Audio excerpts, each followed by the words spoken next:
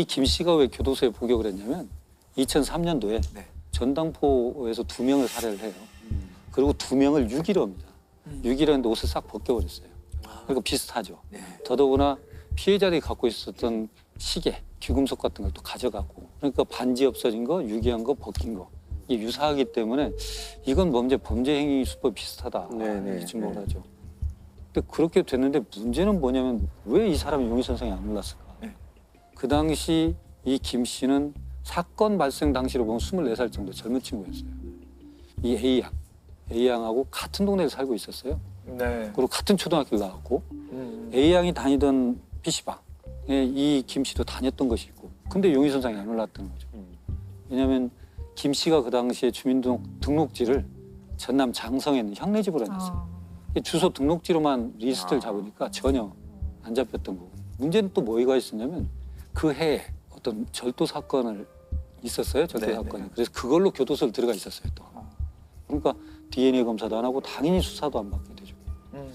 예전에는 큰 중범죄를 저지르고 도피처로 작은 범죄를 저질러서 교도소에 수감되는 경우들이 있었어요. 그러니까 그것 또한 역시 뭔가 수사망을 피하려고 하는 의도적인 거 그렇죠. 아니었을까. 네. 일부러 그렇게 이제 추정은 되죠. 일단 처음에 굉장히 완강하게 부인했을 것 같은데요. 그렇죠. 이제 실은 DNA가 검출됐다는 얘기를 안고 접근을 해요, 형사들이. 그러니까 A양을 전혀 모른다. 만난 적도 없다는 건 당연하고요. 그렇게 완강히 거부를 했죠. 근데 나중에 보면 그 당시에 A양하고 인터넷으로 접속이 됐었던 것도 나와요. 그러니까 이것이 거짓말이었다는 건 나옵니다. 김 씨는 평소에도 인터넷 채팅 사이트를 통해서 여러 여성들을 만나왔습니다.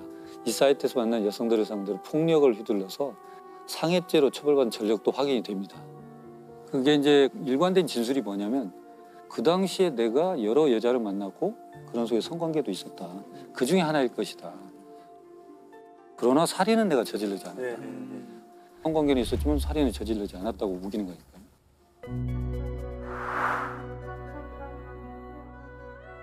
제3의 범인이 있을 가능성이 충분히 있죠.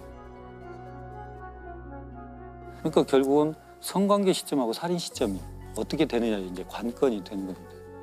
그래서 이제 경찰은 그 부분에 대해서 이제 맞출 방법이 없어요. 그렇죠. 그래서 결국은 살인죄를 추궁하기에는 결정적 증거가 없어서 무혐의 처분을 해요. 검찰은 어쩔 수가 없었던 거죠. 네네. 그렇게 됐었습니다. 그러면 이제 기소 못하고 그렇죠. 유가족들은 굉장히 상심이 컸을 것 같은데요. 그렇죠. 왜냐하면 이제 우선은 타살 그리고 험한 모습으로 이제 강 하천에서 발견됐기 때문에 또 더더구나 DNA가 확보됐음에도 불구하고 살인죄하고 연결을 못 시킨다는 것은 참 안타까운 일이죠. 근데 그런 와중에 2009년도에 피해자의 아버지는 뭐 극단적 선택을 했다고 저는 듣고 있습니다. 그래서 가족들이 이제 여러 곳에 탄원도 하고 막 호소도 하고 해서 2015년에 이제 재수사를 들어가요. 근데 문제는 뭐냐면 2001년도에 발생을 했지 않습니까? 네. 2015년이 되면 그 당시는 살인죄가 공소시효가 15년이에요. 2015년이면 겨우 1년 정도 남았죠. 1년밖에 안 남았어요. 이게 시간이 별로 없었어요.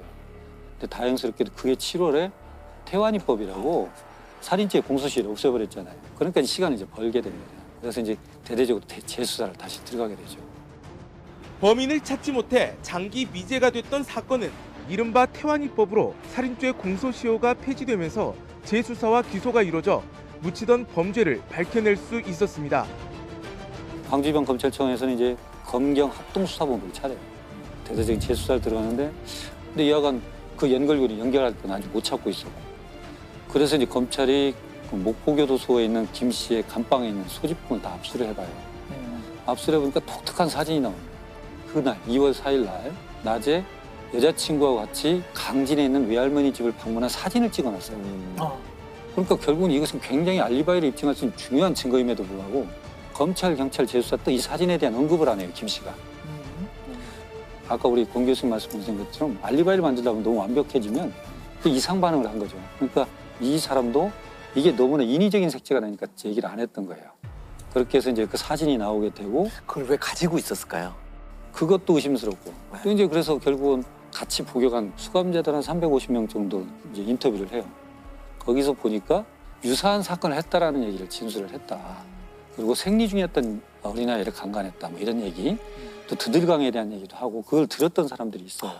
그것도 확보가 되고 여러 가지 정황은 김 씨가 맞아. 근데 문제는 성관계는 인정을 했잖아요. 근데 사망 시간과의 인과관계예요. 이게 이제 가장 관건이 됩니다. 그래서 이정빈 교수님이라고 제가 존경한테 선배님이 계시는데 그분한테도 의뢰가 됐어요.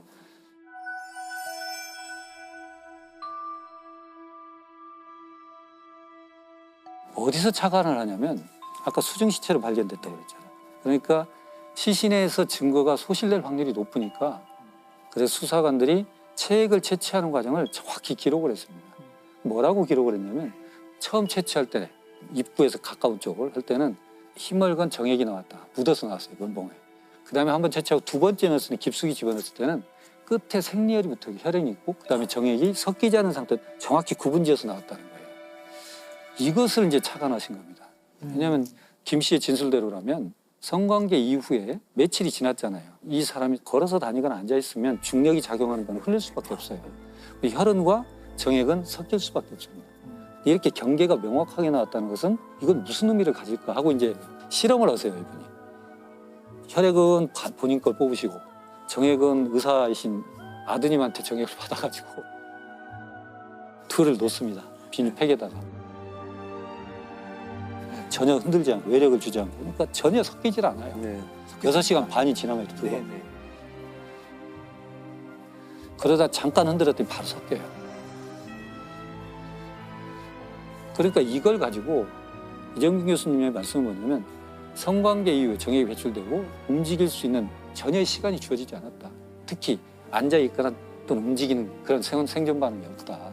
그러니까 성관계, 성폭력이 됐던 성관계 이후에 사망까지는 굉장히 인접한 시간이 있을 것이다. 그래서 실은 성관계한 사람이 살인에 기했을 가능성이 아주 높다. 이렇게 이제 감정서를 내서 좁혔던 거죠. 그래서 이제 사건이 이제 풀리게 되고. 그러나 이제 김 씨는 끝까지 아직도 아니다라고 하죠. 근데 그것이 이제 그렇게 항변했음에도 불구하고 여타 이것들이 다 돼서 이제 2017년도에 무기징역 살인죄로 되죠. 그리고 이제 이게 대단하시죠. 공소시효가 없어지고 네. 살인죄 공소시효가 없어지고 첫 유죄 판결이 우리가 있습니다.